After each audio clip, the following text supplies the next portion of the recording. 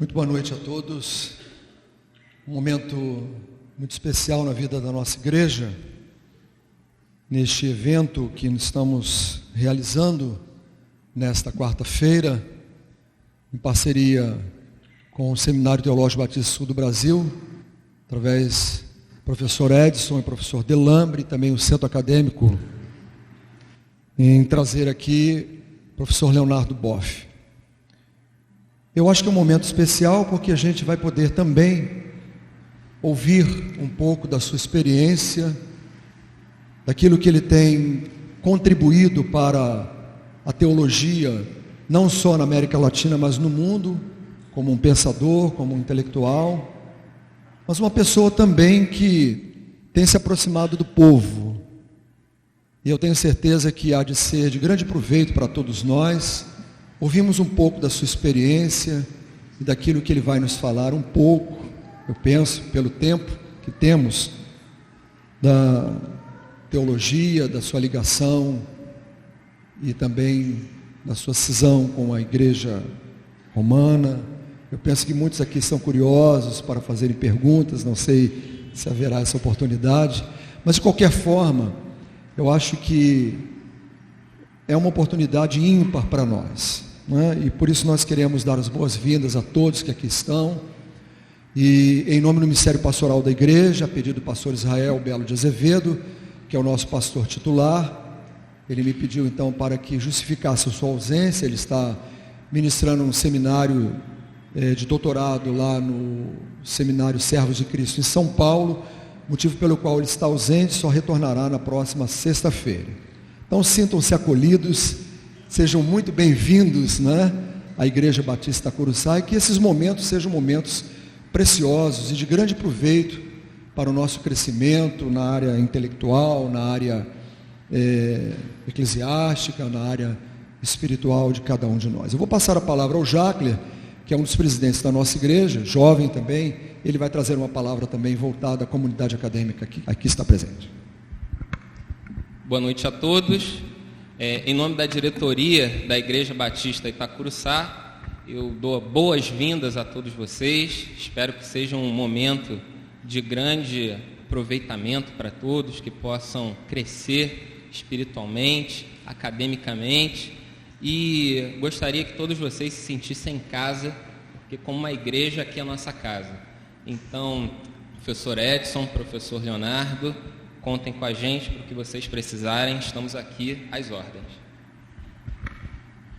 Vou passar a palavra então ao pastor Edson, ele vai então intermediar esse colóquio nesse momento.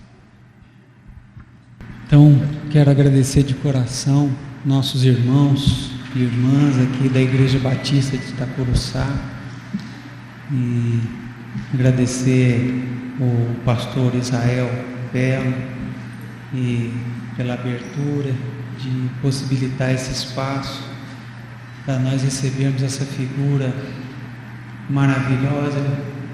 Confesso a vocês que eu fiquei emocionado de estar aqui nesse lugar, podendo estar aqui ao lado do Leonardo. Havia um sonho antigo dos alunos do seminário de ter um encontro com o nosso teólogo brasileiro, e a gente sabe que a agenda do Leonardo é uma agenda muito cheia, mas ele e a Márcia, sua esposa, lembraram dos nossos queridos alunos aqui do seminário, e hoje eles tiveram esse dia aberto na sua agenda para estar aqui com vocês. Então eu queria até, representando o corpo discente, aí, os alunos do seminário, eu gostaria que o Policarpo, que é o coordenador do centro acadêmico, ele viesse à frente, sentasse aqui conosco. E como a vida, e sobretudo a vida na fé, é sempre surpreendente, sempre uma vida de novidades, quis o nosso Deus amoroso que o Leonardo se dirigisse não apenas aos alunos do seminário, mas também a muitos irmãos e irmãs aqui da Igreja de Itacuruçá, irmãos e irmãs de outras comunidades, e nesse público então que é maior do que o público, o alunado aí do nosso seminário.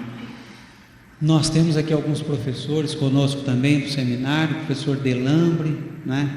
Professor Pi, Fábio Pi, que está aqui também. Tem mais algum professor do seminário que eu não estou? Sim? Professora Vânia, obrigado. Cadê a professora Vânia? Deve estar chegando aí, deve estar lá atrás, né?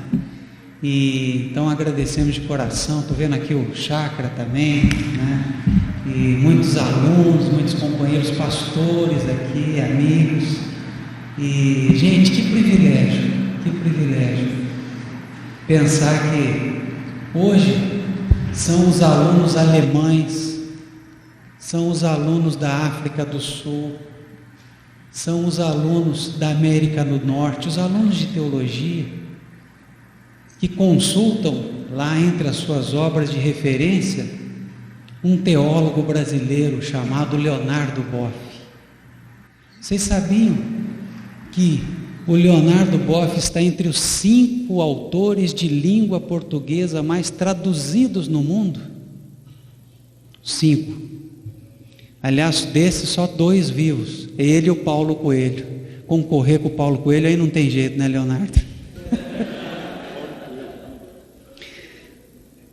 Hoje, as figuras mais conhecidas do Brasil no exterior são Pelé, que é um homem do mundo, Ronaldo, fenômeno por causa do futebol, e Leonardo Boff.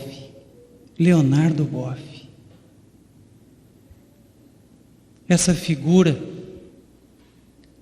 maravilhosa, autor de tantos livros, autor de Igreja e Carisma e Poder, autor de Jesus Cristo Libertador, esse clássico da cristologia latino-americana, disse John Sobrino, que você conhece tão bem, Leonardo. Autor de Trindade, Sociedade e Libertação, a Santíssima Trindade é a melhor comunidade, porque como um grande teólogo, ele bebeu nessa fonte trinitária, como Moltmann, como Rahner, como Tillich. Assim é Leonardo Boff, esse elemento trinitário, fundante na sua teologia.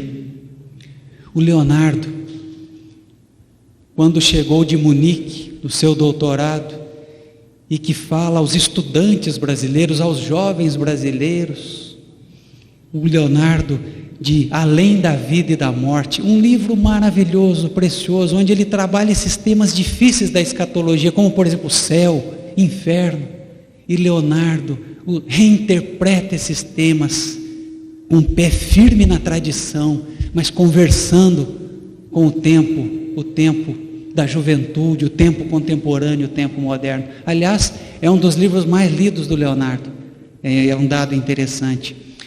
O Leonardo, que é aquele profeta que tem a coragem de sair dos cercames da fé, dos cercames da eclesiologia e dar o salto profético em direção à sociedade e fazer uma teologia pública e, sobretudo, uma teologia que consiga interpretar as novas gerações e mesmo aquelas que não estão habituadas ao cristianismo, conseguem interpretar os grandes temas da tradição. O Leonardo de Saber Cuidar, o Leonardo de A Águia e a Galinha. Quem não leu aqui? E quem já não ouviu falar desse texto de Leonardo? O Leonardo da mudança de paradigma, que teve a coragem de dar o salto e pensar uma outra forma da presença de Deus no mundo a partir do horizonte ecológico. O Leonardo da ecologia, o grito da terra. O Leonardo das 4 ecologias é o nosso teólogo. O Leonardo de mística e espiritualidade, nos anos 90, tem a coragem de trazer essa temática da espiritualidade para dentro, né? Da teologia da libertação.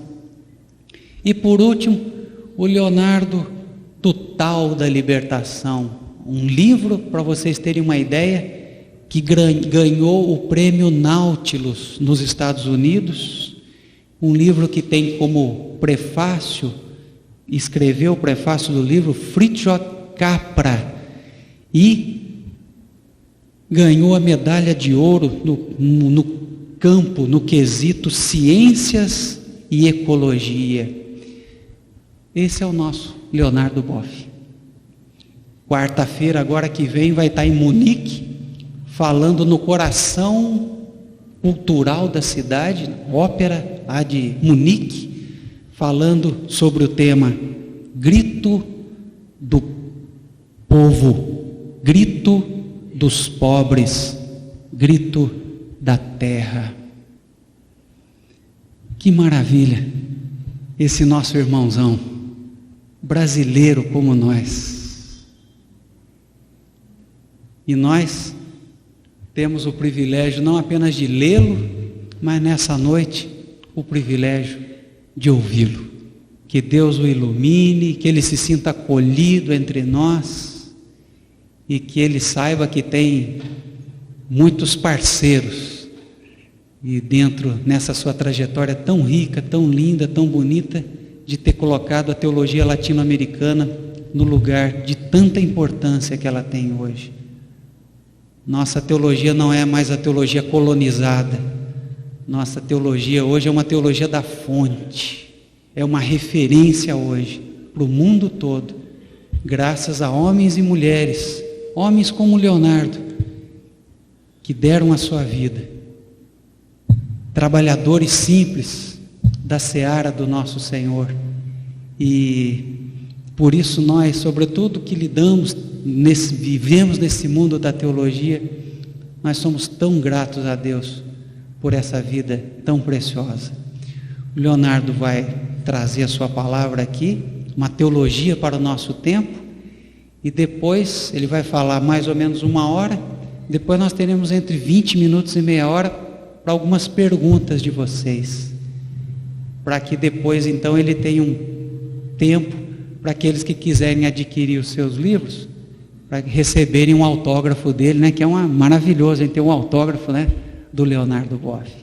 Então, nossa gratidão a Deus e o nosso agradecimento profundo ao nosso querido Leonardo Boff, para quem já de antemão eu peço uma salva de palmas.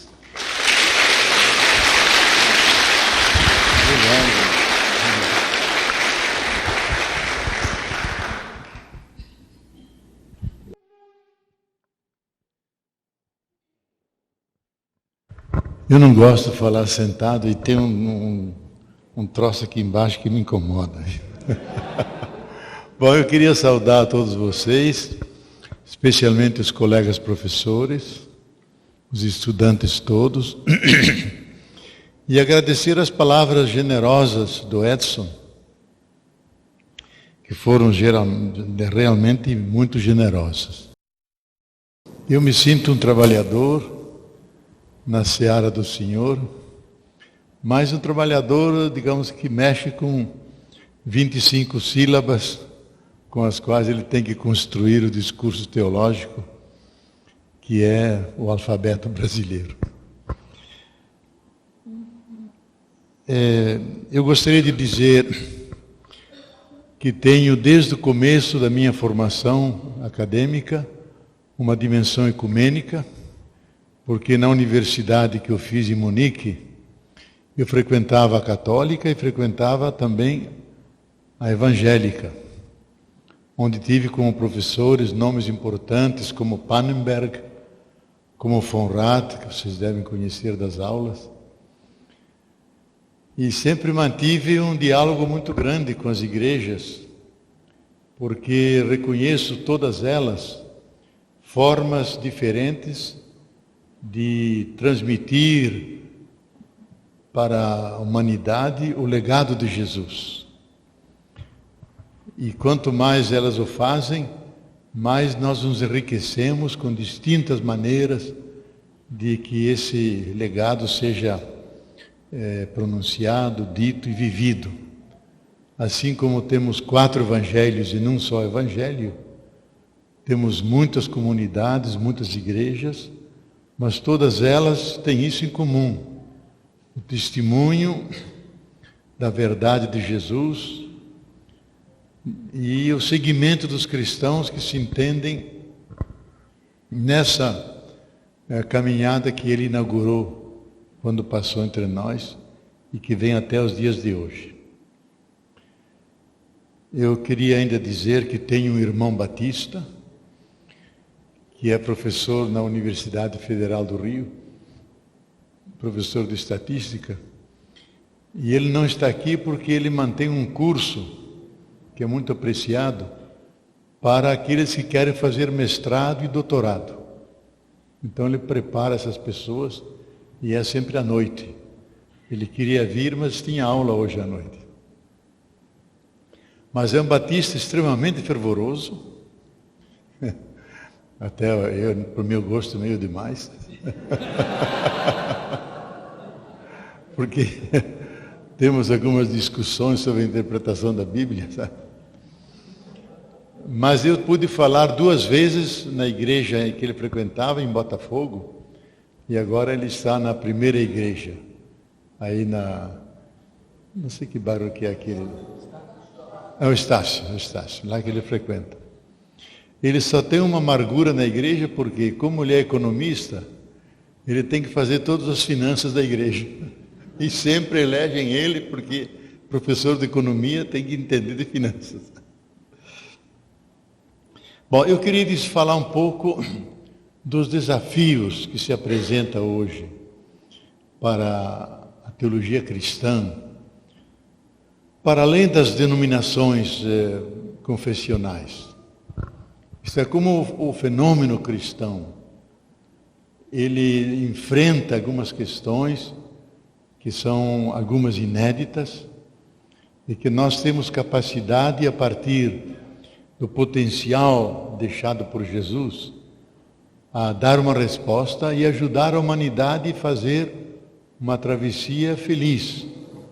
Porque nós vivemos um momento difícil da história da humanidade, da história do planeta Terra. Porque há ameaças poderosas sobre o sistema vida, sobre o sistema Terra, e nós devemos ajudar a humanidade com espiritualidade, com reverência, com respeito a todo o criado, porque nós fomos instituídos como os cuidadores, os guardadores desse jardim do Éden. E como nunca na nossa história, devemos assumir conscientemente essa missão, porque caso contrário podemos conhecer situações dramáticas para toda a humanidade. Eu, no primeiro ponto, queria falar sobre o método da teologia, porque ela é importante, especialmente para vocês estudantes. E eu quero partir de uma afirmação de São Bernardo, que foi um grande teólogo. Antes de Lutero, ele é da nossa tradição comum. E foi um grande teólogo também. Ele diz que, deixa eu dizer em latim, porque nós da Igreja Romana gostamos do latinório, sabe? Diz que teologia é ante et retro oculata, que a teologia tem 2 olhos, um voltado para trás e outro voltado para frente. Então, como não tem um quadro negro aqui, nem um papel, vocês que têm fantasia vão seguir os desenhos que eu vou fazer com a mão. Nós estamos aqui, vocês e eu. Temos um olho voltado para trás.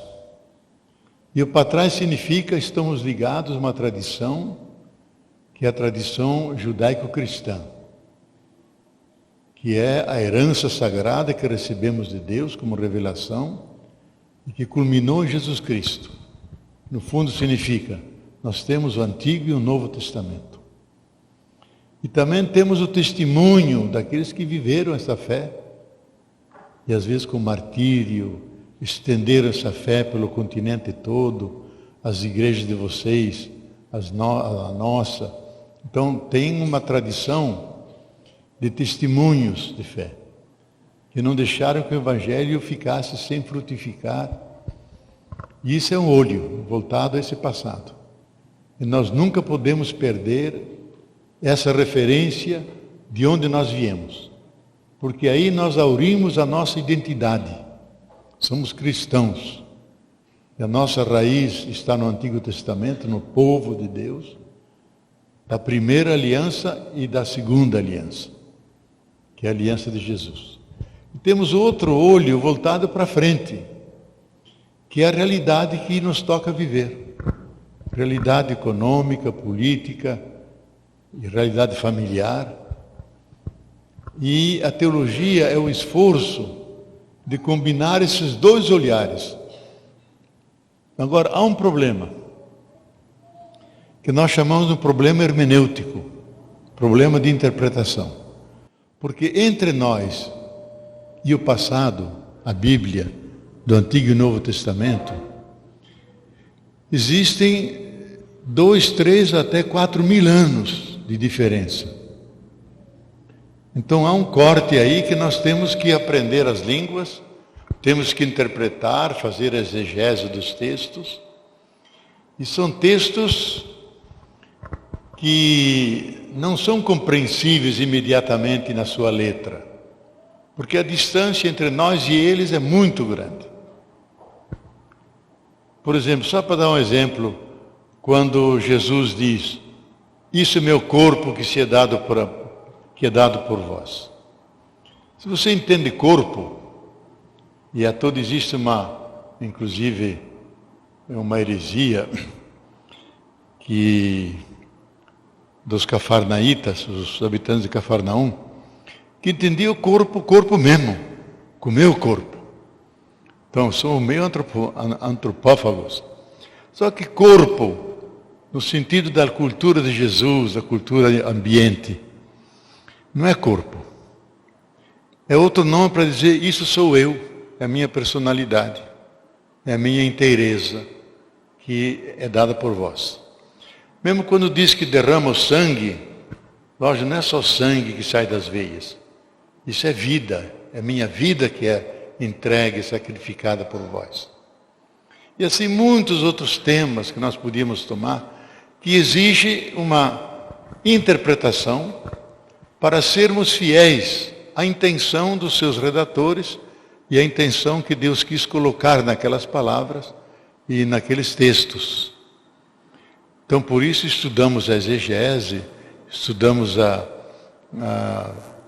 filologia, especialmente hermenêutica. Hermenêutica, que é a arte de interpretar textos.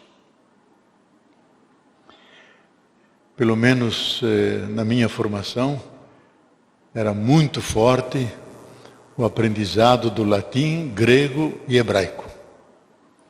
Tão forte que a gente fazia até os teatros clássicos em grego e todo mundo acompanhava.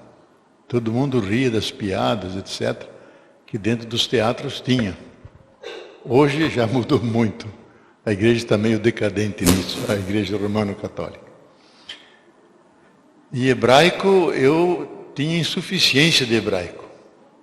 E quando fui prestar meus exames na Universidade de Munique, toda a leitura do Antigo Testamento, nos seminários, nos grupos, nas provas, era hebraico. Não podia ter acesso ao grego ou ao alemão. Hebraico. Eu tive que ir para a Inglaterra, em Cambridge, em Oxford, que tinha cursos sistemáticos de hebraico, para aprender hebraico, senão eu rodava. E isso é importante, porque a Bíblia está escrita em hebraico. Então eu tive que interpretar no exame oral vários salmos, 2 capítulos de Isaías, 2 capítulos do Gênesis, ler, interpretar em hebraico, explicar, etc. E assim com o grego. E latim mais para a versão, digamos, católica, ler os padres da igreja, Santo Agostinho, São Jerônimo, esses aí que escreveram em latim. Então, esse lado aqui tem um lado da nossa realidade hoje.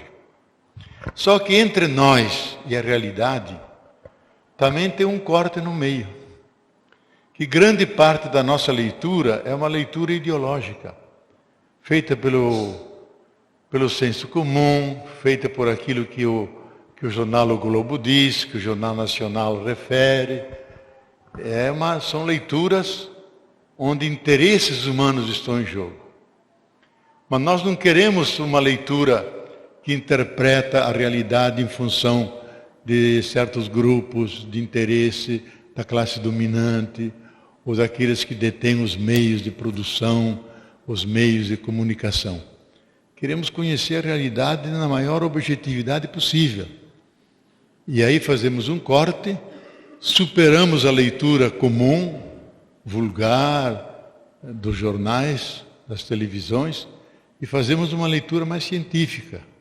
Daí incorporamos elementos da história, da sociologia, da política, da linguística, da psicologia, aí o Edson é formado nisso, que nos dão um acesso mais objetivo, um acesso crítico à realidade.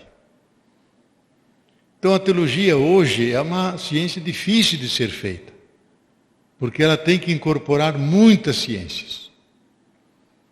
Eu até no meu blog tenho, porque eu escrevo toda semana um artigo para o Jornal do Brasil, que circula em muitos outros jornais, e está no meu blog também. A teologia é uma ciência impossível. Eu pego uns trechos de Erasmo, que ele diz: o teólogo é um ser impossível. Primeiro porque ele tem que dominar todo o passado e as línguas do passado.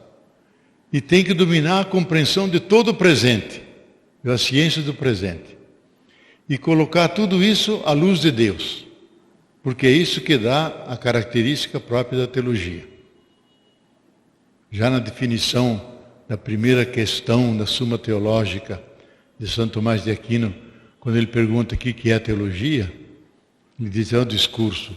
Primeiro é o discurso de Deus. Então Deus mesmo que se autorrevela, e é uma teologia de Deus. E como Deus não tem teologia nem religião, então não entra em questão. Mas do lado humano, é a reflexão sobre Deus. E a teologia se ocupa, está sempre às voltas com Deus. E mais, e de todas as coisas, desde que sejam feitas à luz de Deus. Então nós podemos fazer história, sociologia, política, economia. Pensar isso à luz de Deus também é tarefa da teologia. Então nós falamos de economia não economicamente, falamos teologicamente da economia. E nos perguntamos em que medida esse tipo de economia que levamos, que cria por um lado grande riqueza, grande pobreza do outro, se ela passa pelo crivo da revelação de Deus. Fazemos um juízo. Então, a teologia é essa arte combinatória, essa arte de combinação, e tem dois riscos: dela ficar só com o passado, então fica uma teologia conservadora. É Bíblia para todo lado.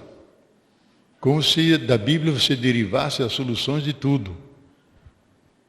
E há tendências em todas as igrejas nessa visão mais voltada ao passado, voltada a um biblicismo, a revelação, como se dispensasse o raciocínio humano, a busca dos seres humanos, a leitura do primeiro livro que Deus escreveu, que não foi a Bíblia, foi o livro da criação, que ela continuamente está revelando coisas de Deus. Na tradição da igreja, desde Orígenes, passando por Santo Agostinho e no mundo medieval, São Boaventura especialmente, elaboraram em detalhe isso. Que a primeira teologia que nós devemos fazer é a teologia do mundo, a teologia da criação. E como nós não aprendemos direito a ler a criação, Deus teve piedade de nós e nos deu o segundo livro, que é a Bíblia. Que a partir da Bíblia podemos reinterpretar a lei do mundo, a sabedoria do mundo, e aí viver sempre nesse aprendizado contínuo daquilo que Deus nos quer dizer pela criação e aquilo que a revelação nos purifica os olhos para ter uma leitura exata da criação. Nós quase esquecemos isso aí.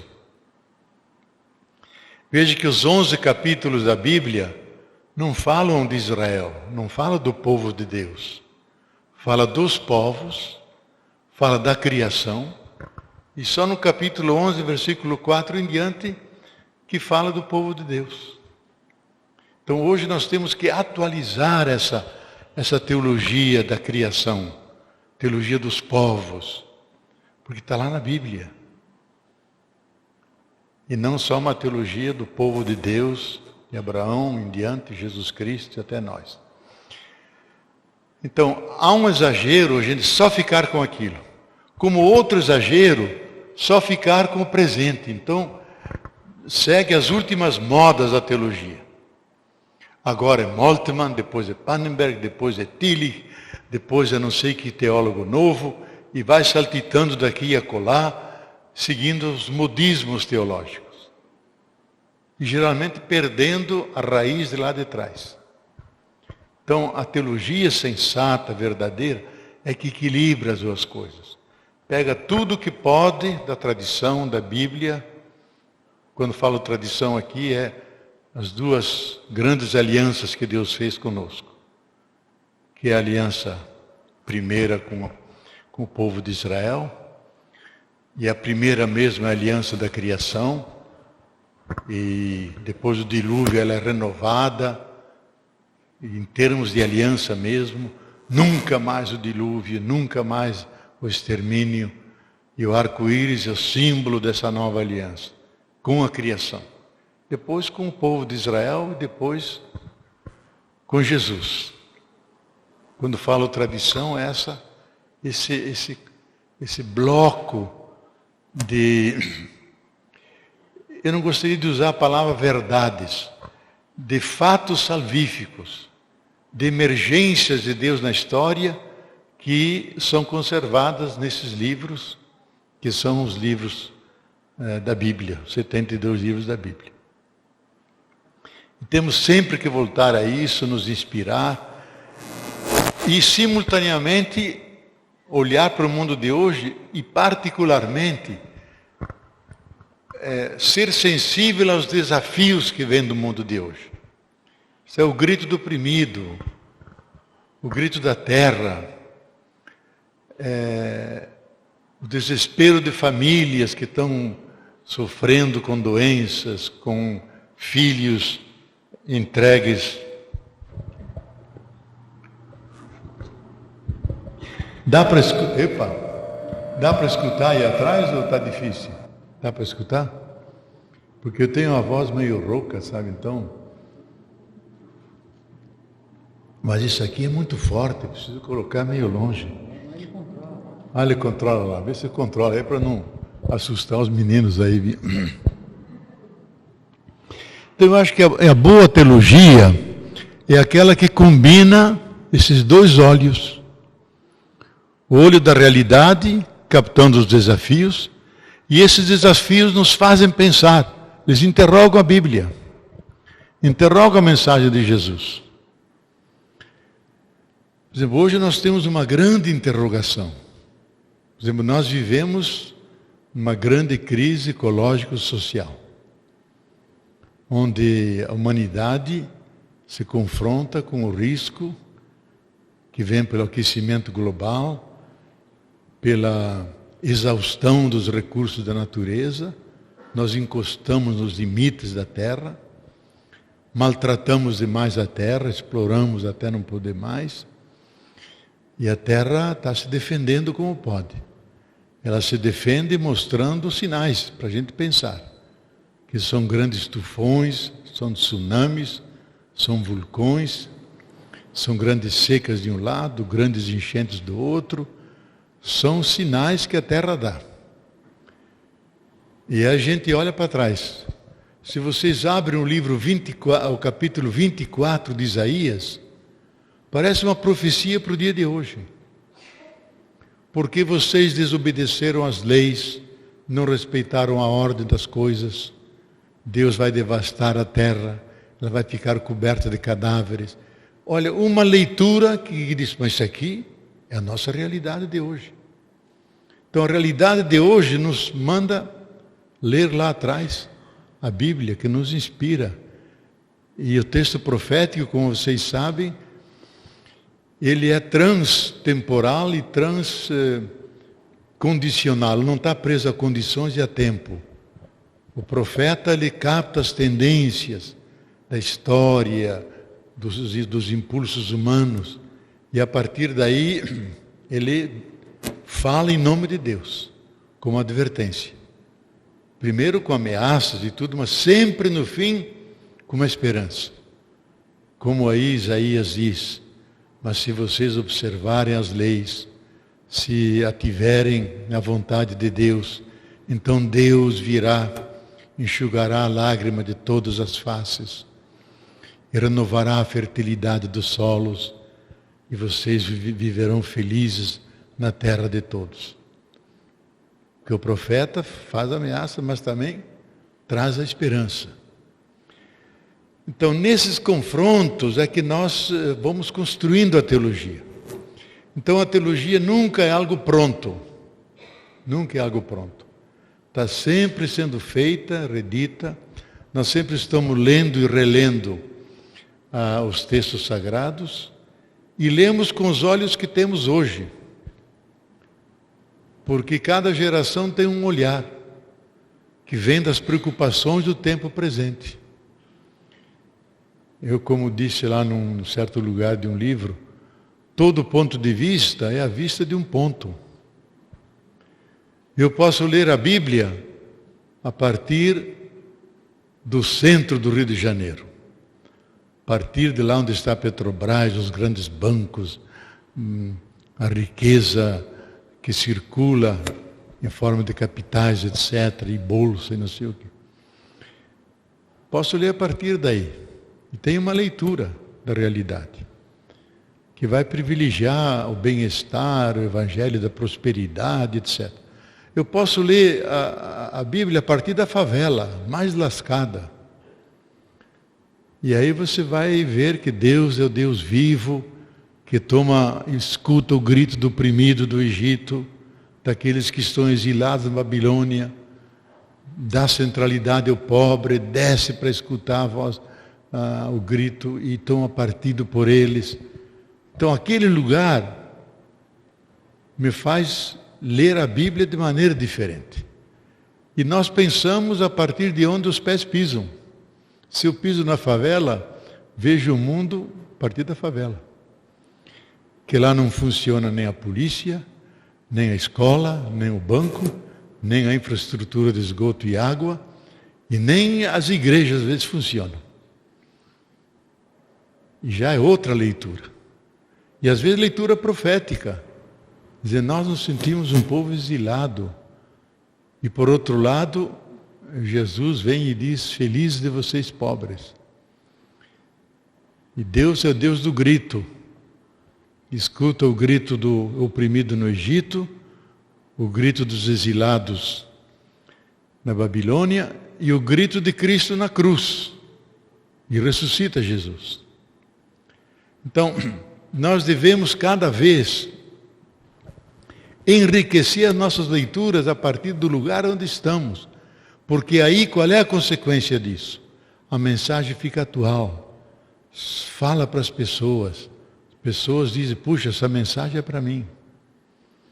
A mensagem me ajuda a viver e saber que Deus é o Deus da vida e que toma partido por aqueles que menos vida têm. Então é um Deus da ternura dos humildes. É um Deus que é pelos escravos no Egito e contra o faraó. E podemos perguntar, quem são os faraós hoje? Onde que eles estão? E não será nem muito difícil identificar onde estão os faraós. E a fé cristã tem uma dimensão profética de denunciar os faraós. Aqueles que estão escravizando os povos, obrigando que a Grécia, a Itália, a Espanha, Portugal, por causa do Deus Mamona, milhares de suicídios que estão se realizando, destruindo famílias, desemprego de 50% na Espanha, de 60% na Grécia, uma desgraça nacional. Só porque os bancos alemães não perdoam nada e querem cobrar tudo o que se deve. E obriga a privatizar tudo, até a estação de ônibus, até a loteria esportiva, tudo. E queriam que a Grécia cedesse 3 ilhas para a Alemanha. Os gregos disseram, mas a cultura ocidental nasceu aqui. Vocês querem tirar nossa soberania. Nós não podemos vender nossa terra, onde estão os nossos antepassados, a história da humanidade ocidental está aqui. Agora o capital não quer saber nada disso, ele quer o dinheiro de volta. E aí você lê os profetas, Oséias, e esses que enfrentavam os ricos, a dominação a partir do dinheiro. E nós temos que fazer uma leitura crítica sobre essa realidade. Diz, ela contradiz o Deus da vida. Ela contradiz o desígnio de Deus de que todos têm direito a ter o mínimo de suficiente e decente para viver, tanto o pobre, a viúva e todos eles, porque Deus toma a defesa deles.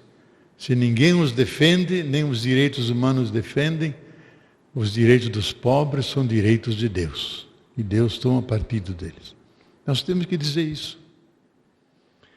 Por mais escândalo que signifique socialmente, pertence à nossa presença hoje no mundo também dizer essas realidades. Então eu acho que a boa teologia, como disse, ela tem que saber articular de forma a mais harmônica possível os 2 olhos, aquele que se volta para o passado e recolhe o melhor que tem lá, e aquele que se olha o presente, e como o presente é extremamente complexo, nós temos que analisá-lo criticamente, fazer uma leitura de cego, que só capta o que é relevante, e ver quais as perguntas mais angustiantes que a humanidade tem. E como nós cristãos podemos ajudar a dar uma boa resposta. Não só nós cristãos, mas outros também que estão na mesma busca que nós, não termos no sentido de um privilégio, que nós temos a palavra melhor, porque Deus está falando por todo lado. O reino dele penetra toda a realidade, e onde existe, como se diz lá dos Atos dos Apóstolos, com São Pedro, que Deus não discrimina ninguém. Quando encontra aquele oficial romano sobre o qual desce o Espírito Santo, ele nem batizado era, nem pertencia à comunidade, diz, Deus não olha e não discrimina suas criaturas. Ele está no meio de todos, e onde está o bem, a verdade, a justiça, aí está a presença do Espírito. O Espírito chega antes do missionário. Chega antes do missionário. Chega na forma daqueles valores que pertencem ao Evangelho, que são os valores da bondade, da compaixão, do amor, da fidelidade. Onde isso existe, aí está uma presença de Deus. Aí estão bens do reino de Deus. Não é a plenitude do reino. O reino é isso, mas é muito mais.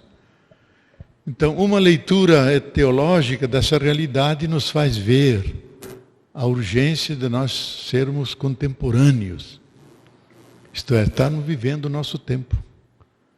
E ajudar esse tempo a encontrar caminhos de esperança, caminhos que tragam uma discreta felicidade aos seres humanos. Então a teologia é importante, não só para a salvação eterna, é importante também para termos uma vida humana, justa, fraterna. É boa também para esse mundo, e não só para o outro mundo. Finalmente, Jesus quis que o reino começasse aqui, pela conversão, pela mudança de vida, e culminasse na eternidade, na ressurreição. Esse ponto me parece que é importante como forma da gente fazer teologia hoje. O segundo ponto que eu considero importante, que quase toda a nossa teologia ocidental, tanto faz da Igreja Romano-Católica, ou das igrejas da Reforma, ou as igrejas mais contemporâneas, cristãs, nós todos somos formados dentro do paradigma grego ocidental, que privilegia a inteligência. A própria teologia se define como a inteligência da fé. Fides ratio intellectus. É a fé que pensada, a fé sistematizada, a fé aprofundada pela razão. Então, para a nossa cultura, a razão é tudo.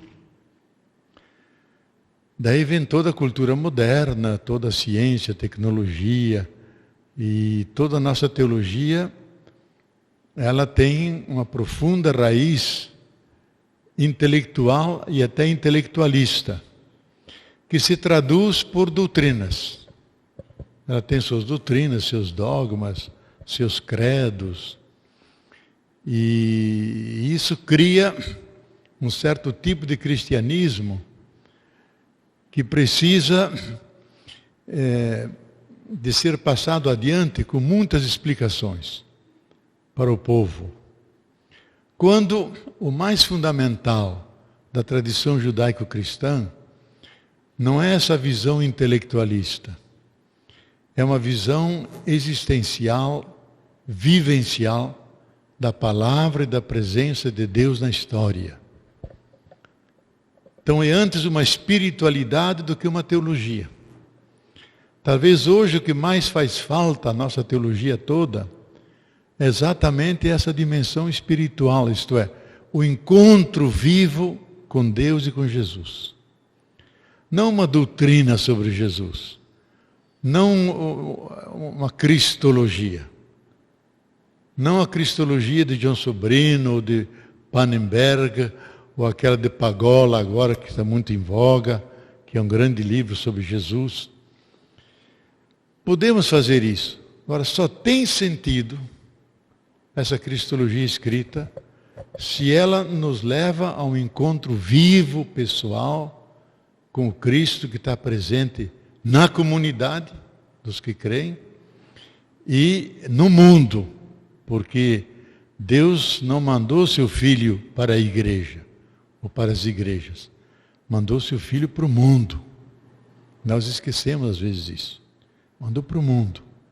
Nós somos aquele grupo que aceitou a presença dele, criamos a comunidade, e a melhor definição que é dada de igreja está no Catecismo de Lutero, primeiro artigo. A igreja é a communitas fideli, a comunidade dos fiéis. Não a comunidade das coisas que se creem, dos dogmas, das doutrinas. A comunidade de pessoas que creem. Comunidade. Então, onde há comunidade, há a capacidade de fazer uma experiência coletiva da presença de Cristo ressuscitado, a presença de Deus que está no meio do seu povo. Isso é mais importante. Se a teologia não chega a isso, como diz Lutero, o diabo é tão teólogo e maior teólogo do que nós. Só que ele não tem nenhuma experiência de Deus. Por isso, ele está fora. E diz mais, o diabo sabe mais teologia e sabe mais sobre Deus do que todos nós. Só que ele não ama a Deus e por isso ele está onde está. Então, não basta só saber, conhecer. Tem que terminar da cabeça, tem que fazer a passagem da cabeça para o coração. Para o coração. Eu acho que se o cristianismo não conseguir transformar os corações das pessoas, fazê-las mais espirituais, mais abertas à presença do ressuscitado, a consciência de que Deus acompanha seu povo. E o próprio nome de Javé, que é muito discutido na teologia, é aquele Deus que acompanha, é o Deus caminhante conosco. Na tradução que Carlos Messer dá, diz que é o Deus que está com a gente e tá que tá. Tá que tá, eu sou o que sou. Eu sou o Deus que está aí. A gente precisa não saber disso, sentir isso. Porque se a teologia for só um saber, e ela não chegar a sentir, não conseguir melhorar as pessoas, torná-las melhores cristãos, sentir melhor a presença de Deus, e a partir de Deus verem outro, a presença do próprio Deus que está nascendo dentro de cada um, é uma teologia fútil. Uma teologia que até um pagão, um ateu pode fazer, mas um cristão não. E quando Jesus diz, ama o próximo como a ti mesmo, ele entende não o próximo, aquele que está ao meu lado, o Edson, porque também os outros, os pagãos, os fariseus fazem isso, amam quem está próximo a eles. Quando ele fala, ame o próximo, para ele, para Jesus, é amar aqueles que ninguém ama, que são os invisíveis, os caídos na estrada, aqueles que estão lá fora e longe, que ninguém olha para eles, são os zeros econômicos, que não contam para nada porque não produzem nada e não consomem quase nada. Então não contam. Para Jesus aqui é o centro. Amar a esses. Esse é o amor de Jesus. Imagina se nós disséssemos isso nas nossas universidades católicas, nas PUCs que temos por aí. A Primeira Igreja Católica tem 26 universidades católicas no Brasil, que são chocadeiras da burguesia, onde se formam os diretores de empresas, aqueles que nos vão oprimir. E se nós disséssemos a pura e simples mensagem de Jesus, ame o próximo como a ti mesmo, ame o favelado, ame quem está fora, o sem terra, o sem teto, o caído como vítima do crack e da droga, fazer do distante um próximo e do próximo um irmão, uma irmã. Essa é a mensagem central de Jesus, quando fala do outro. Seria uma grande revolução. Então, eu acho que a teologia, ela não só tem que ter a ortodoxia, ser verdadeira, combinando os dois olhos, ela tem que ser ortopraxis, tem que ter uma prática boa.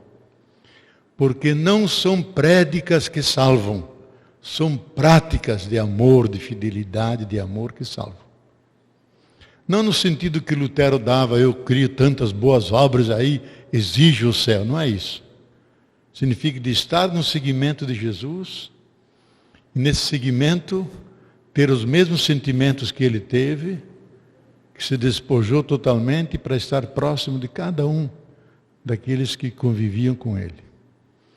Então, uma teologia é fundamentalmente uma ciência prática, não é uma ciência teórica.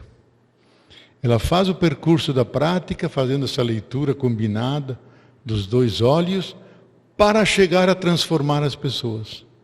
Se não chega a transformar, ela não cumpre a sua missão.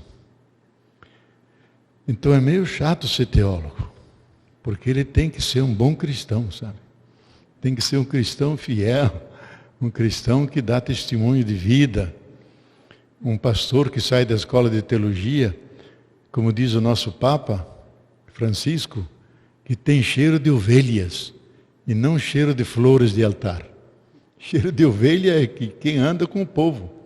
E ele mesmo diz, e eu, que sou bispo de Roma, e dizem que eu sou Papa, mas ele não quer ser Papa, quer ser bispo de Roma. E porque está sepultado Pedro e Paulo aí, então vira Papa, uma referência.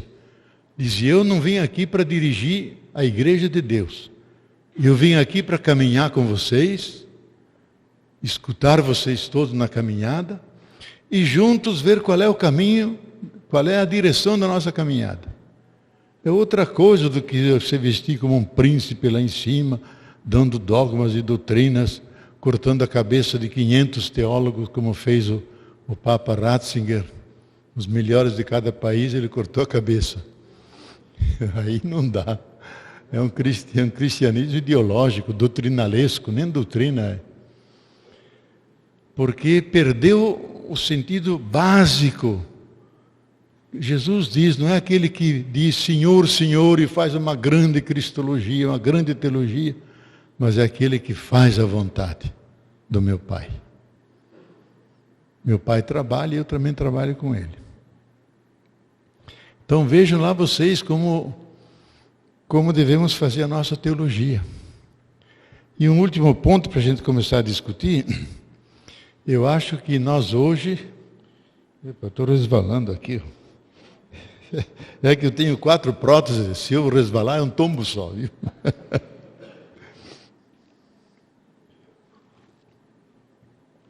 Eu acho que hoje, nós cristãos das várias igrejas, temos que tomar a sério um problema que pode ser de vida ou morte da nossa civilização, da vida humana, não da terra. Porque a terra pode continuar sem nós. Nós não, nós precisamos da terra. Então, apesar dos sinais por todos os lados, que dizem que nós estamos correndo um grave risco.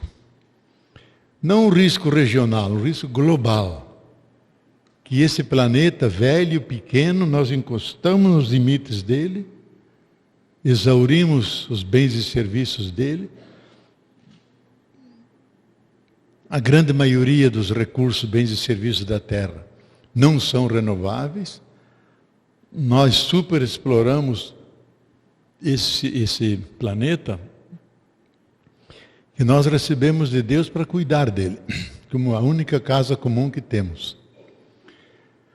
Mas o fizemos nos últimos 4 séculos, de uma maneira tão violenta, que quebramos o equilíbrio da Terra. A Terra, ela está cambaleando, ela entrou no cheque especial, todos os sinais se acenderam no vermelho, e nós temos que cuidar. Primeiro porque construímos uma máquina de morte, já montada, construída, que pode matar toda a espécie humana por 25 formas diferentes, com armas químicas, biológicas e nucleares.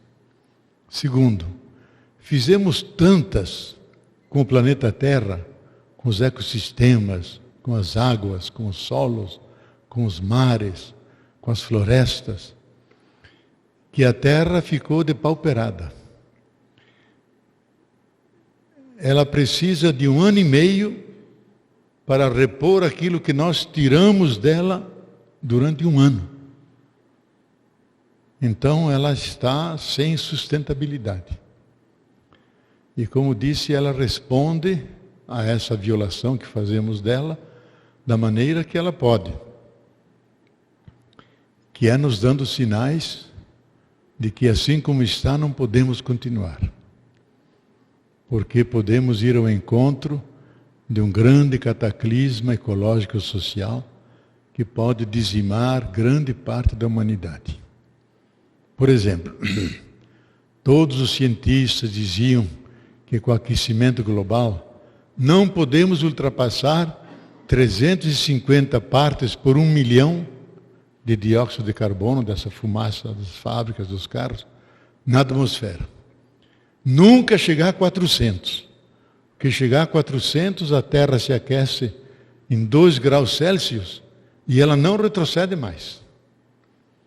Então, muitas espécies de árvores, de animais, de sementes, a começar pelo trigo, pelo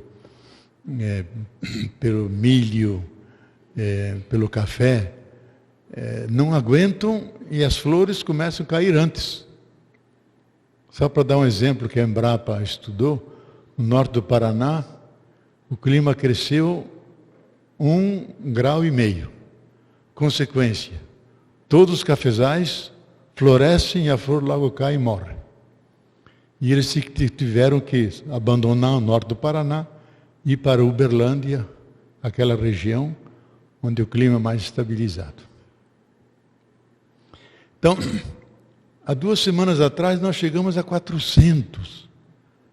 Significa que a terra aqueceu e ela não retrocede. Ela vai subindo. E se chegar a 4, 5 graus, as formas de vida que conhecemos não vão poder subsistir, vão desaparecer. Milhões de seres humanos vão morrer. Então isso está pesando em cima de nós, de forma coletiva. Não é numa região, noutra.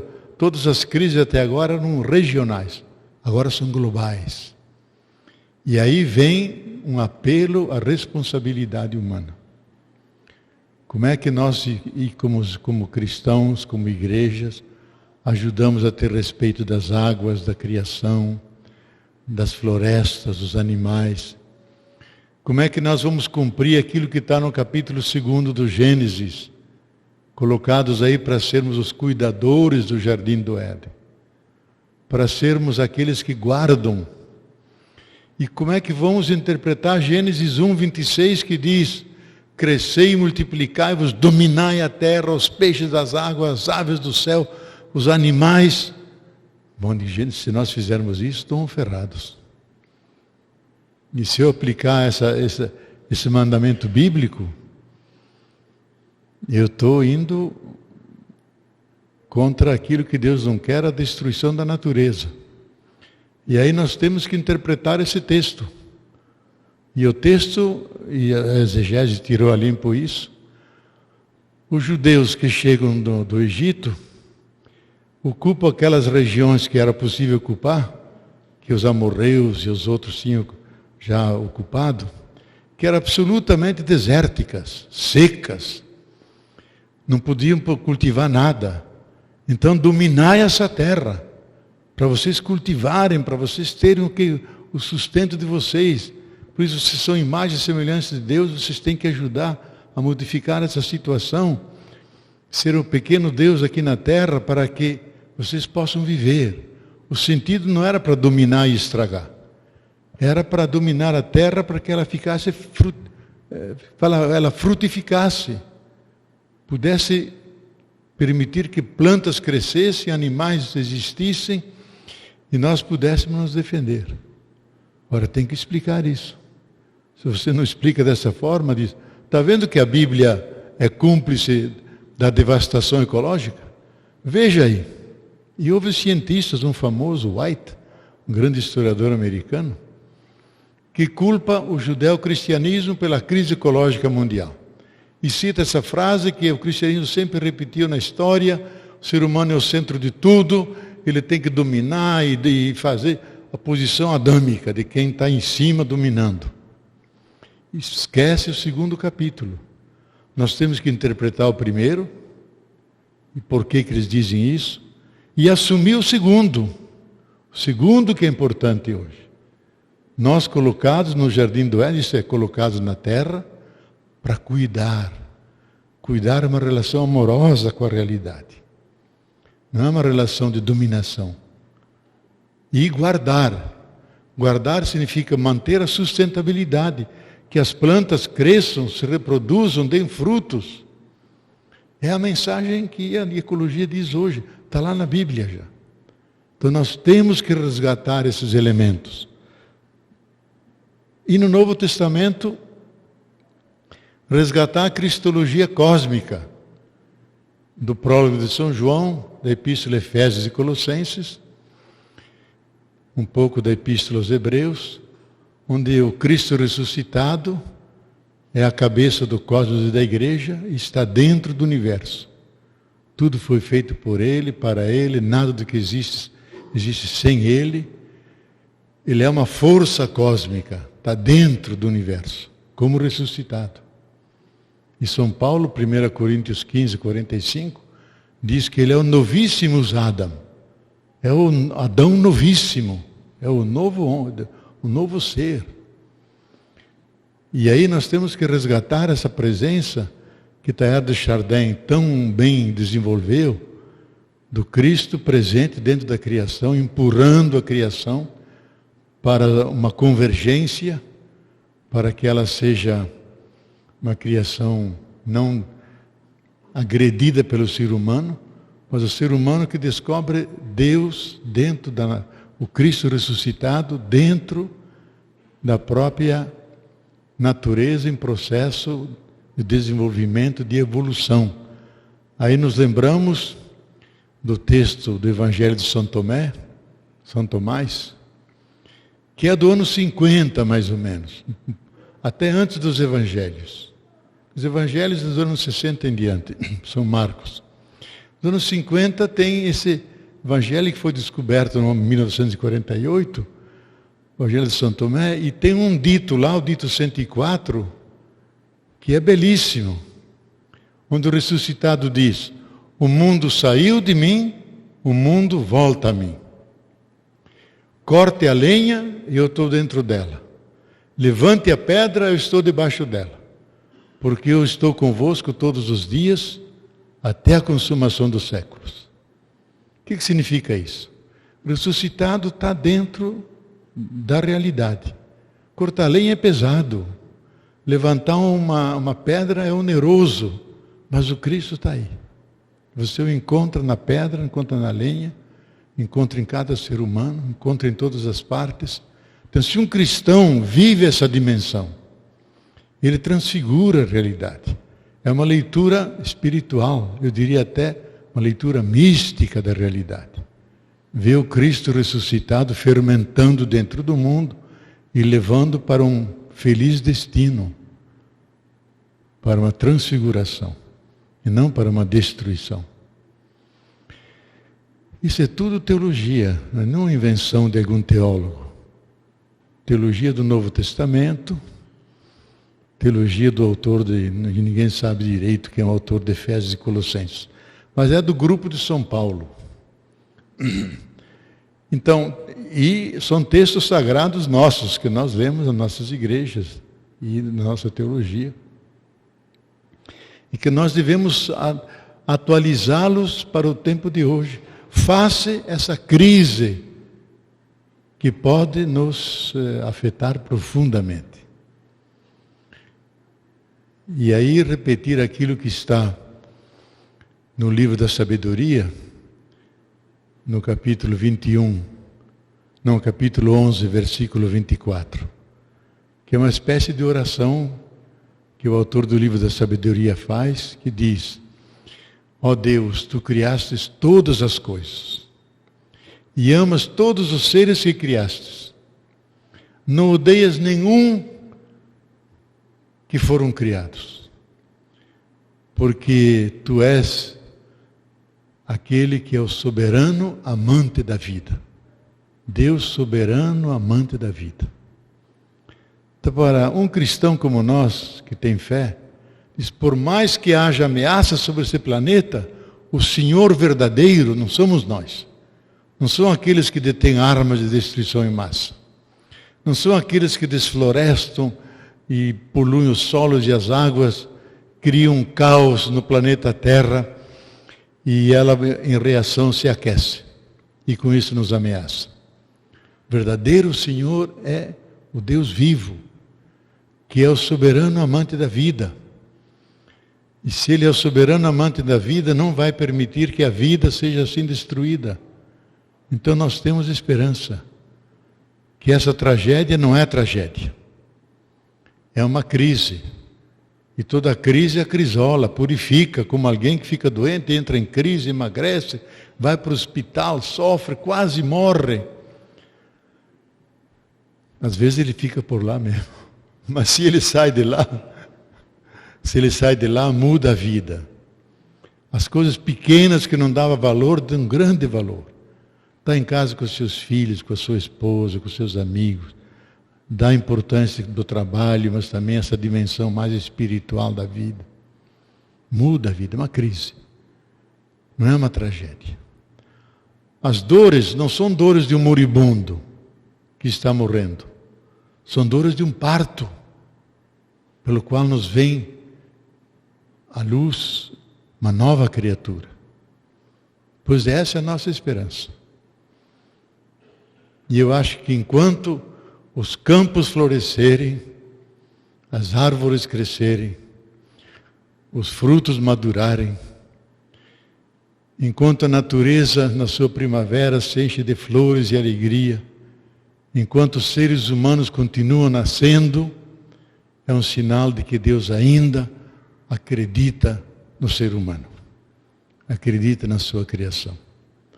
Essa mensagem nós temos que dizer hoje, face àqueles que nos descrevem cenários dramáticos, às vezes apocalípticos, mas a fé cristã tem uma maneira de entender isso. Com uma crise que nos acrisola, nos purifica, para dar um salto de qualidade rumo a uma civilização que é mais conforme ao sonho de Jesus, de um reino de justiça, de amor, de paz, de fidelidade e amor a Deus. E nós podemos ser isso. Então, como cristãos, temos que anunciar essa verdade de cima dos telhados e por todas as partes. E eu sinto pena que as televisões dos nossos irmãos evangélicos falam mais da prosperidade e mais do bolso, que fiquei melhor porque Deus me deu um carro e me deu uma casa nova e me deu isso e aquilo. Digo, que miséria de Deus é esse? Eu prefiro ser ateu desse Deus, porque não é o Deus da revelação, é o Deus da cabeça deles. Quando deviam aproveitar esses meios coletivos para despertar a consciência dos cristãos, a sua responsabilidade, o amor a essa herança que Deus nos deu, vamos cuidar dela, nós vamos salvá-la, nós acreditamos, e depois que Cristo ressuscitou, não temos mais nenhum motivo de ficar tristes, de aceitar derrotas, porque a palavra última não é morte, é vida, nem só é vida, é transfiguração, é ressurreição. E nós nascemos para brilhar e não para sofrer. Essa é a mensagem de Jesus, e nós, como teólogos, devemos, com a teologia, chegar a isso. Não podemos ficar só na teologia. Devemos, pela teologia, chegar ao coração das pessoas, mover as pessoas, porque Jesus não queria fundar uma nova religião. Havia muitas na época. Ele queria criar o homem novo, a mulher nova. Pessoas mais solidárias, mais amorosas, mais cuidadosas, mais abertas para Deus, mais acolhedoras da mensagem do reino, que era o reino de justiça, de paz e amor. Ele queria que houvesse isso. Se nós criarmos pessoas assim, nós estamos sendo fiéis à herança de Jesus e estamos realizando a vontade dele quando passou entre nós. Muito obrigado.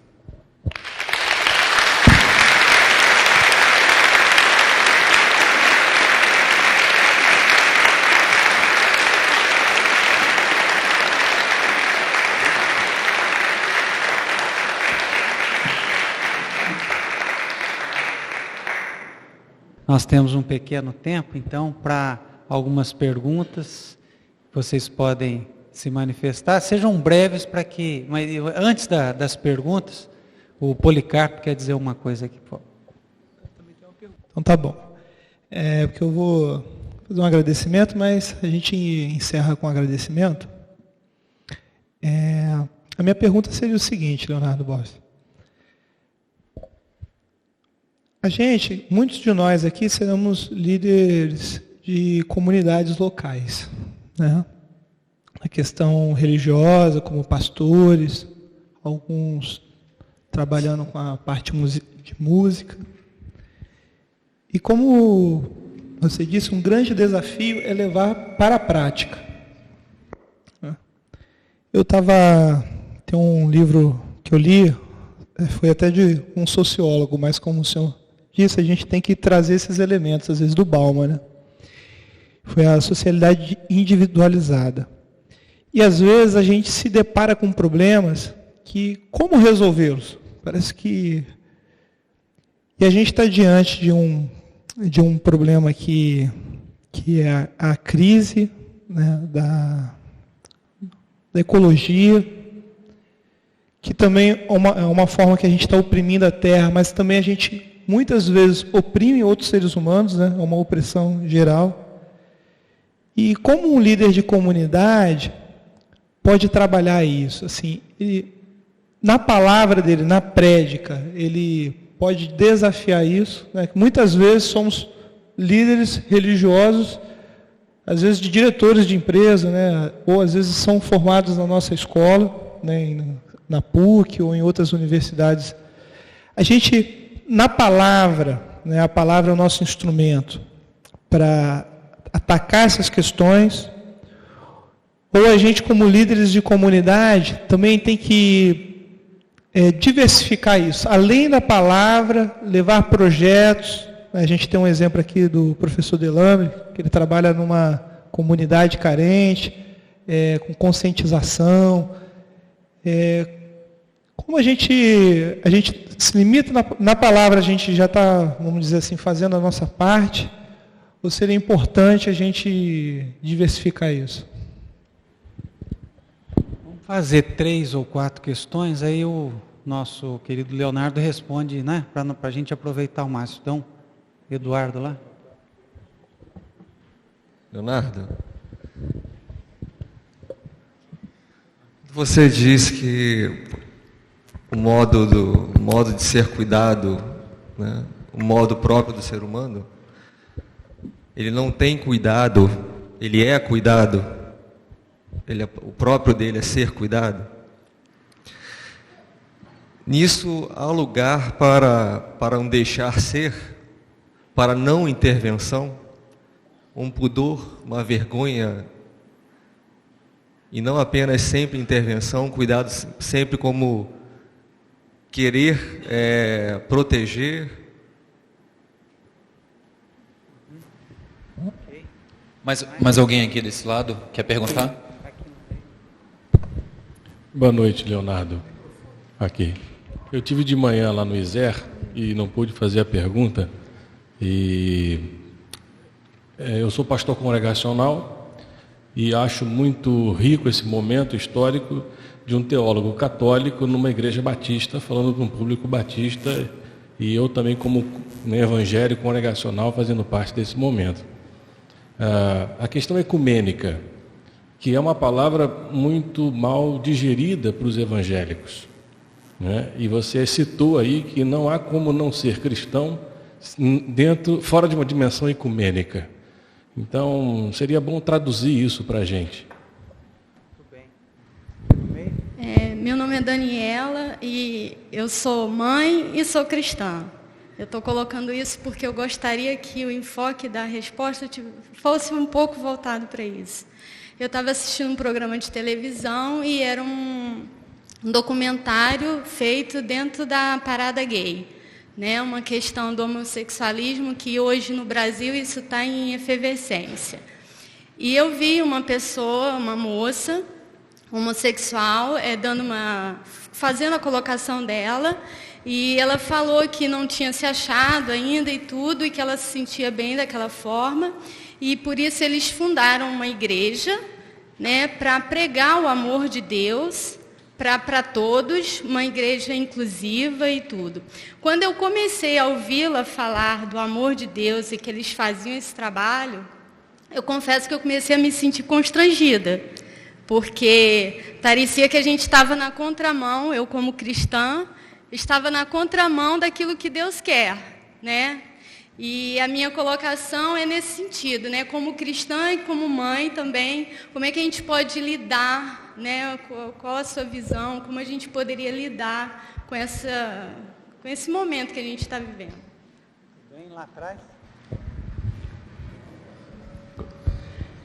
Boa noite. Aqui quem está falando é o Moisés. Gostaria de perguntar para o Leonardo como é possível reinterpretarmos as Escrituras, né, em face da grande influência que nós temos, né, no Ocidente, uma influência, como você citou, né, que enfatiza bastante o racionalismo, e nós temos sido dominados, né, pelo um cristianismo que tem na verdade, muitas vezes massacrado, dominado, né, tem acabado muitas vezes com os povos. Historicamente, o cristianismo histórico acaba por ter muito a dever à própria sociedade de hoje, né? E muitas vezes cai em descrédito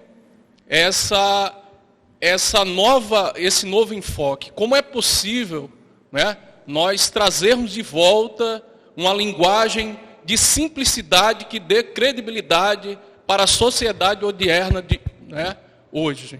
Obrigado. Muito bem, então vamos agora passar por onde, senão fica muitas questões, para ele já então fazer a sua primeira observação.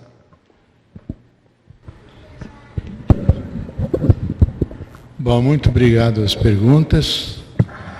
Eu vou ter que subir hoje a Petrópolis ainda, então vou ser mais breve.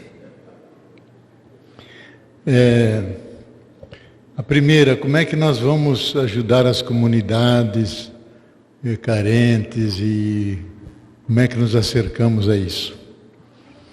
Eu acho que nós aprendemos hoje de Paulo Freire, da experiência pastoral, da teologia da libertação, que ela nasceu ecumênica já. Que nenhuma solução para os pobres pode ser encontrada sem a colaboração e a presença dos pobres. Então não é o Estado, não é a igreja, não é nada que de cima para baixo faz com os pobres. Não pode deixar que eles participem, opinem, decidam juntos, porque pobre não é sinônimo de ignorante. Ignorante é aquele que pensa que o pobre é ignorante. O pobre sabe muito. Ele conseguiu sobreviver 500 anos de opressão, de mil formas. Então eu acho que a pedagogia é sempre junto com eles, discutindo com eles, fazendo que eles nos ajudem a encontrar o melhor caminho para eles, mas eles sendo os atores principais. Senão nós não saímos nunca do assistencialismo, do paternalismo, que nunca deu certo, porque os mantém sempre dependentes. Segundo, cuidado. Olha, a ação pastoral a gente chamava antigamente de cura d'almas.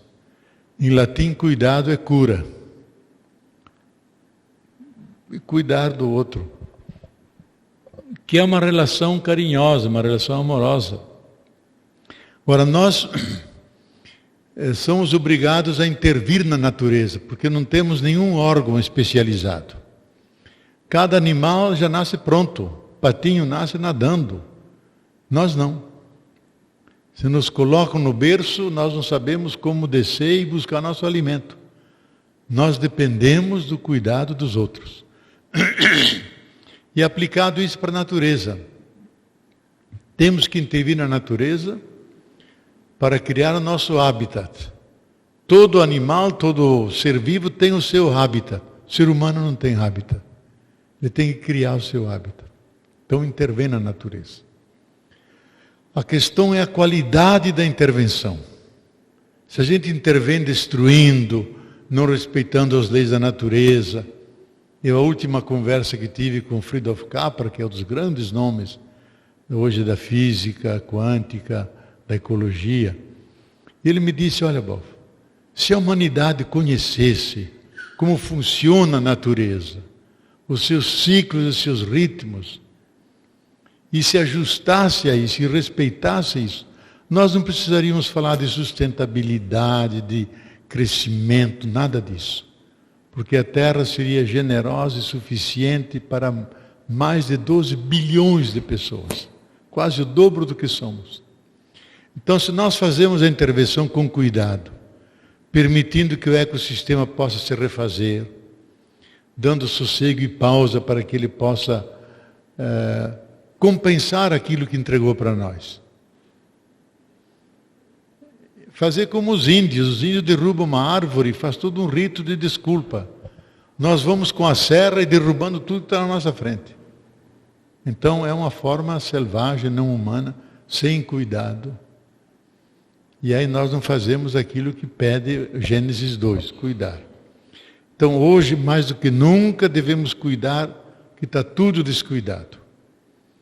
As crianças, os idosos, a natureza, os materiais recicláveis, tudo está jogado por aí. Então a ética do cuidado hoje é a mais urgente que tem, porque tudo que nós cuidamos dura mais. Tudo que nós amamos, cuidamos, e tudo que nós cuidamos, amamos. E hoje, mais do que nunca, devemos cuidar da nossa casa comum, para que ela continue casa habitável. Questão ecumênica. Eu acho curioso, porque o próprio Ratzinger, que foi professor meu em Munique, dizia isso nas aulas. Depois, como Papa, disse tudo o contrário. Porque Roma tem uma enzima, tem um micróbio aí, que faz do teólogo progressista um moderado, de um moderado faz um conservador, de um conservador um tradicionalista, de um tradicionalista um reacionário. Porque a coisa é assim. Ele dizia nas aulas, o problema ecumênico se resolveria se todas as igrejas se aceitassem umas às outras e a Igreja Católica renunciasse à sua arrogância de ter exclusividade. Só ela é a igreja. Só por ela passa a salvação. Todas as demais, o ecumenismo é facilitar a volta ao rebanho, virarem católicas. Isso não é ecumenismo. Isso é proselitismo, isso é política enganosa. Se as igrejas se reconhecessem umas às outras, como todas na tentativa de atualizar, viver a mensagem de Jesus, no seguimento de Jesus, se entendesse mais como caminho de Jesus, como os Atos dos Apóstolos entendem, e menos como instituições, movimentos, se nos reconhecêssemos, cada uma do seu jeito, mas todas elas ligadas a essa raiz comum, não haveria problema ecumênico. Haveria diversidade de confissões. E é curioso que todos nós somos pela biodiversidade. Quanto mais plantas, quanto mais animais, quanto mais passarinhos, quanto mais culturas diferentes, tanto melhor. Chega na igreja, não senhor, uma só. Uma só, os demais não valem. Como se a gente dissesse, bicho, um só, as baratas. As mulheres ficariam malucas. Ou então, os escorpiões, aí os homens ficariam malucos. Não, aceitar a biodiversidade eclesial, muitas formas. Nós não temos um só evangelho, temos 4 evangelhos. E cada um reconhece o outro, e são diferentes. Um São Mateus, só ele que sabe de igreja. Porque ele vem do judaísmo, da sinagoga, nunca se converteu direito, então fala de igreja. Mas São Marcos, São Lucas, São João não conhecem igreja, nem a palavra. Por quê? Porque para eles a questão era o reino, era a figura de Jesus. E Mateus não, ele está interessado em igreja. Então, mas nós nos reconhecemos, cada evangelho aceita o outro, completa o outro. E os 4 dão testemunhos do Jesus de maneira diferente. Um São João parece antes um gnóstico. E há muitos exegetas que dizem, olha, São João é a encarnação do Evangelho na cultura gnóstica. Que aquele sobe e desce, aquela sabedoria. Então diz, aqueles discursos de Jesus são antes discursos de João sobre Jesus do que discurso de Jesus mesmo. Mas é um extraordinário evangelho de uma espiritualidade, nos mostra a divindade de Jesus, não como soberania que domina, mas como amor que se entrega aos outros até o fim. Uma outra maneira de dizer. E São Paulo então não quer saber de nada, não conheceu Jesus, não está nem interessado na vida de Jesus, não fala nem um milagre, nem uma palavra. Segue o caminho dele. Nem perguntou aos apóstolos, teve a experiência dele e fez a missão só depois que ele foi lá ver as colunas.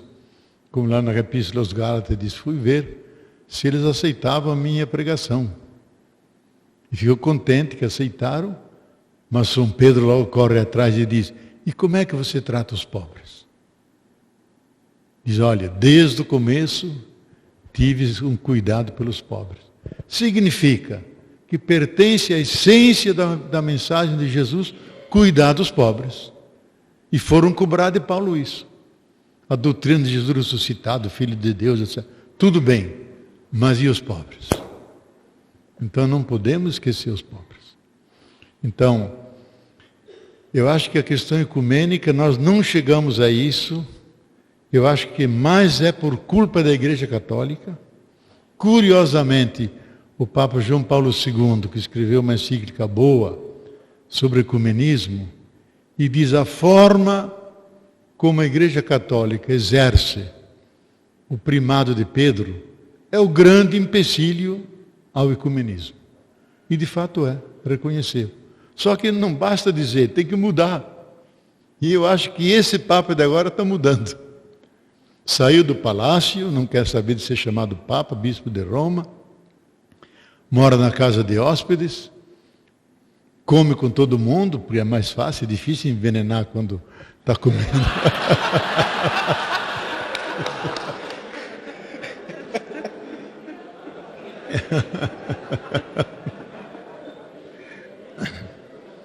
Então nós precisamos, e ele disse no primeiro pronunciamento dele, quando apareceu lá em cima, eu quero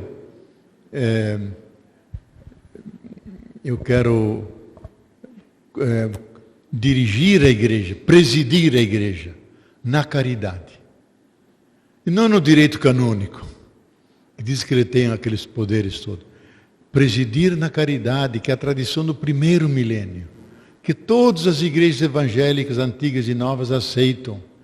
Que haja alguém que signifique e represente o cristianismo na caridade, sendo bispo igual aos demais bispos, mas tem o privilégio de estar no lugar onde Pedro e Paulo, os dois grandes testemunhos, estão sepultados. Então, é um privilégio interessante, não para mandar sobre os outros, respeitar cada igreja local, mas animar na caridade a todas as igrejas. Isso ele pode fazer. E todas as igrejas aceitam, os grandes teólogos evangélicos dizem, não, é interessante ter uma referência comum, e aceitando as diferentes confissões e igrejas, comunidades cristãs, desde que elas professem fundamentalmente aquela fé que está nos 4 primeiros concílios, que é Jesus, Filho de Deus, Salvador, etc. Agora, se você nega isso, já se coloca fora dessa grande tradição. Alguém pode dizer, não, Jesus é só profeta. O último profeta do judaísmo. Eu acho que é, mas é pouco. Nós queremos mais. É Deus que amou tanto a humanidade que ele se fez homem. E quis morar no meio de nós. Assumir todas as nossas limitações. Isso nós testemunhamos. E os primeiros 4 concílios garantem isso. Então é um critério para dizer quem está na herança de Jesus. Não basta só chamar, ele é um rabi, ele é um profeta, é um sábio. Ele é tudo isso, mas ele é algo mais. Eu conhecia um grande amigo rabino, um teólogo, Ben Chorim, que escreveu um belíssimo livro, Jesus, meu irmão. Era vizinho do nosso convento lá em Munique. E eu conversei muitas vezes com ele. Ele quase se converteu, mas não disse não. Eu disse, não se converta não, porque você vai passar mal dentro da igreja. Então ele encontrou a seguinte fórmula. Eu, como judeu, sou do monoteísmo rigoroso, um só Deus. Agora, se alguém merecia ser filho de Deus, esse era Jesus. Ele merecia ser filho de Deus. Agora, se ele foi ou não foi, eu como judeu não sei. Isso é coisa dos cristãos. Bom, essa coisa que a menina colocou aí, como é que era teu nome? Como é que é seu nome? Daniela. Olha, esse é um problema real para todos nós. Porque sempre houve na história, só que não tinha visibilidade, a flexibilidade das opções sexuais. A sexualidade é uma força meio cósmica, que não se deixa orientar só pela razão. Isso Freud e Paul Ricoeur, os grandes estudiosos dessa energia que é uma energia, é mais do que humana, ela é cósmica. E de onde vem a vida? Ela tem 1000 formas de expressão. E tem uma forma de expressão dos homoafetivos, seja masculino, seja feminino. Antigamente sempre houve, só que não podia aparecer, eram invisíveis. Hoje, com as sociedades que não são só, digamos, secularizadas, elas são pluralistas, permitem 1000 expressões religiosas, culturais, etc. E essas pessoas encontraram espaço de visibilidade, se anunciam e criam um problema. A gente não sabe direito como gerenciar isso, em termos éticos, em termos humanísticos.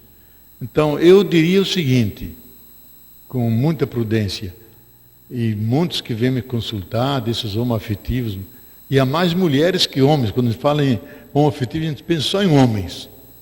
Não, as mulheres são muito mais do que os homens. Eu conheço uma infinidade delas de grande altura ética, moral e tudo. Eu digo, tem amor entre vocês? Amor verdadeiro? Tem. Digo, se tem amor, eu me calo. Porque o nome que Deus tem é amor. E aí eu não digo nada. Tem a ver com algo de Deus. Eu não quero julgar essas pessoas. Eu acho que é melhor ser prudente nisso do que citar passagens da Bíblia. São Paulo diz, não sei o quê. Levítico 20 diz o seguinte: se homem dorme com outro homem, como se fosse uma mulher, acuse, apedreje. Digo, vai fazer isso, você vai para a cadeia, é criminoso. Não dá para simplesmente traduzir a coisa assim. Então a gente tem que ver a versatilidade das culturas e ter os juízos, acho, de acompanhamento das pessoas, para que haja amor, fidelidade, não haja promiscuidade, que coloque essa questão diante de Deus, não só diante da sociedade. E eu pessoalmente não gosto do exibicionismo gay, não gosto. Paradas gay, é um exibicionismo louco. Isso é bem da cultura gay, mas eu acho que impede que muitos se aproximem com um juízo mais moderado, mais reflexivo, e se irrite com isso. Mas a sociedade tem essas coisas. E vocês veem que a criminalidade aumenta nessa área, intolerância. Eu acho que isso é injusto, a gente tem que respeitar. Que grande parte, olha que eu tenho como padre e teólogo acompanhado centenas de casos, que não querem falar com padre, querem falar com teólogo, porque desconfia que padre não está bem preparado. É gente que se descobre homoafetivo. Não é opção, se descobre homoafetivo. Então eu não posso discriminar a ele e acrescentar sofrimento a sofrimento. Eu devo pastoralmente acompanhar, para que não haja discriminação, que ele tenha um amor verdadeiro, seja fiel, que coloque isso diante de Deus, da consciência, seja responsável. E o que vai ser, a sociedade vai mostrar. Eu acho que as sociedades vão crescer no sentido de um profundo respeito, e sabendo, como nós sabemos hoje, muito mais do que os nossos antepassados, quais são os mecanismos da sexualidade.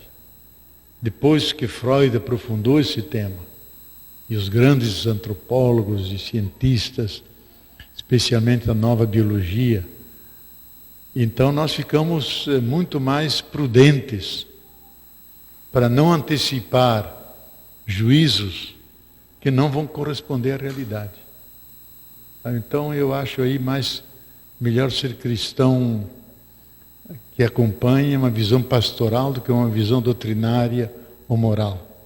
E o último, você tocou um tema muito importante e eu nos meus livros sempre volto. Eu acho que nós temos a inflação da inteligência racional, uma cabeça enorme. Todas as escolas, a teologia, as ciências têm isso. E um coração muito pequeno. Isto é, a inteligência emocional, chamada também inteligência cordial, inteligência sensível. E hoje há uma grande discussão na teologia, na filosofia, nas ciências, do resgate da razão sensível. Eu mesmo, no meu último livro, cuidado necessário. Eu tenho um longo capítulo sobre isso, onde reúno a principal literatura e tal. Entrei numa discussão nos Estados Unidos, porque lá que é muito forte. As mulheres filósofas produziram excelentes textos. Nós temos que resgatar a razão sensível, porque na razão sensível, a razão cordial, é a sede da ética, a sede das excelências, a sede da espiritualidade. Ela está ligada ao cérebro límbico, que surgiu há 225 milhões de anos atrás, quando surgiram os mamíferos. O mamífero tem a cria, dá à luz e tem cuidado, afeto, carinho pela cria. Nós não somos animais racionais, somos mamíferos racionais. Só há 7, 8 milhões de anos atrás surgiu o cérebro neocortical, o neocórtex, que é o cérebro da palavra, do discurso, desse que estamos usando aqui. Então, o mais profundo em nós não é a razão, é o afeto, é o sentimento, é o patos, a capacidade de sentir e ser afetado, amar e ser amado. Então, hoje nós temos que resgatar isso se queremos salvar o planeta, porque não basta saber, a ciência dá informações. Nós temos que ler afetivamente as informações para amar cada planta, cada animal, cada ser humano, amar o planeta Terra. Isso é a partir do coração. E a religião tem sede no coração. O cristianismo é uma religião que coloca o fundamento no amor incondicional, que vem do coração, não da razão. Não queremos desprezar a razão, porque se eu pego o carro daqui a pouco, eu quero que me leve até Petrópolis, não quero saber de amor e nem muito afeto aí, porque senão ele me joga no precipício. Mas, na vida, temos que enriquecer a nossa razão intelectual com a razão sensível, e hoje a última fase da neurociência fala da terceira razão, a razão espiritual, que tem um órgão interno nosso, que os cientistas chamam o ponto Deus do cérebro, que quando falamos de Deus, rezamos, contemplamos, a vibração dos neurônios, que é 7,9 Hz, sobe para 9, 11, 30. Então nós nos comovemos, temos um órgão dentro, como temos um olho e um ouvido, para perceber Deus dentro do mundo. É a nossa vantagem evolutiva, só o ser humano tem isso. Então temos que desenvolver a experiência, a inteligência espiritual, que está coberta com um montão de cinzas de materialismo, secularismo, egoísmo. Temos que tirar essa cinza, porque a inteligência espiritual nos faz solidários, humanos, abertos a Deus, ao sagrado, ao cuidado. E aí então, te agradeço pela pergunta, porque eu acho que a teologia bem feita, daquilo que eu falei, ela só é possível como teologia cordis, teologia do coração, não só a teologia da inteligência. E aí você, junto com o teólogo, tem um pastor. Junto com o pastor tem aquele que pensa a fé e ajuda a transmitir com razões, mas sem nunca perder essa raiz fundamental, que é a experiência de Deus. Como dizia Pascal, Deus não é para ser pensado, Deus é para ser sentido no coração. Porque esse é o Deus verdadeiro. Deus pensado, qualquer um, Sartre pode pensar. Um ateu pode pensar. Agora, não pensa no coração. Porque no coração você se muda. Muito obrigado, gente.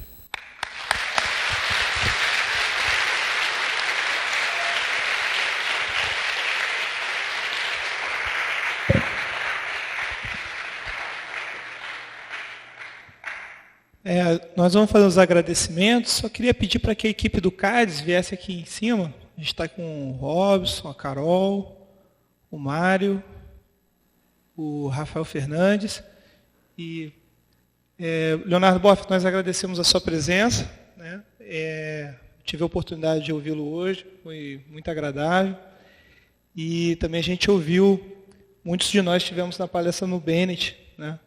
Eu lembro do Edson apresentando, o Boff ele apresentou como um homem que faz a pergunta de Deus para cada situação, né? E a gente pôde ter esse momento, essa oportunidade, ele está compartilhando com a gente o que Deus tem falado ao coração dele. Foi também muito bom conhecer a esposa dele, a Márcia, que ela disse que estava com pedido, né, de vir aqui, do Leonardo Boff, e ela falou que trata cada pedido com carinho. Né? Então foi um prazer muito grande. Nós agradecemos a presença de todos que estiveram aqui, que responderam. A gente tem um certificado para entregar, mas devido ao horário, tudo, a gente vai estar entregando na sala de informática do seminário. Vai poder estar retirando o certificado lá. E a gente também vai reproduzir os DVDs da filmagem de hoje. E a gente vai poder estar adquirindo. A gente vai poder estar adquirindo com a gente lá. Leonardo, vou fazer mais um pedido. Você tira uma foto com a gente aqui? Então tá bom. Vou aproveitar esse momento. A gente vai registrar. E depois vou passar a palavra para o Edson. Agradecer mais uma vez a nossa igreja aqui, Batista de Itacuruçá, obrigado. E hoje nós não tivemos uma aula de teologia, nós tivemos uma experiência teológica. Não tivemos uma aula de ecumenismo, não tivemos uma experiência ecumênica. E que Deus seja louvado. Obrigado pelo carinho mais uma vez. Obrigado, Leonardo. Uma salva de palmas.